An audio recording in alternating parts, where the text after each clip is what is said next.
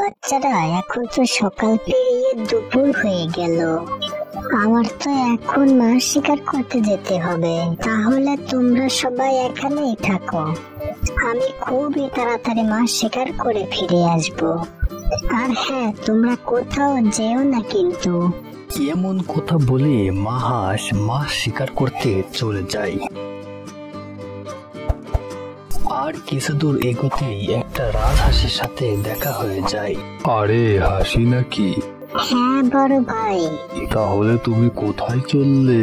চললাম ভাই বিলের দিকে, দেখি কোনো শিকার পাই কিনা। বাচ্চারা আবার ওদিকে না খেয়ে আছে, আবার যে তাড়াতাড়ি করে ফিরে আসতে হবে। তাহলে ভাই আমি চললাম, ফিরতে পথে কথা বলবা নেই? আরে দাঁড়াও হাসি, তোমার সাথে কথা আছে। শিয়ালকে একটা ছানা নিয়ে যেতে দেখলাম, ছানাটা কি তোমার? হ্যাঁ ভাই, ছানাটা আমার। তাহলে ওকে তোমার কাছ থেকে শিয়াল নিল কিভাবে? সে ভাই বলো না, আর এক কাহিনী। শিয়াল কোথা থেকে যেন খবর পেয়েছে আমার নাকি ছানা ফুটেছে, তাই শিয়াল আমার কাছে এসে বলে শিয়ালের মাথায় নাকি অনেক বুদ্ধি বাড়তেছে।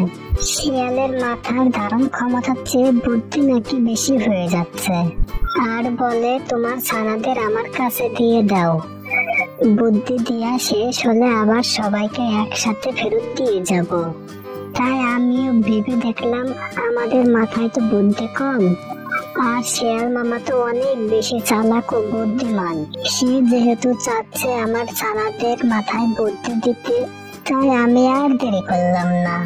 এখন থেকে শিয়াল মামা একটা একটা করে আমার বাচ্চাদের নিয়ে যাবে আর বুদ্ধি দিবে।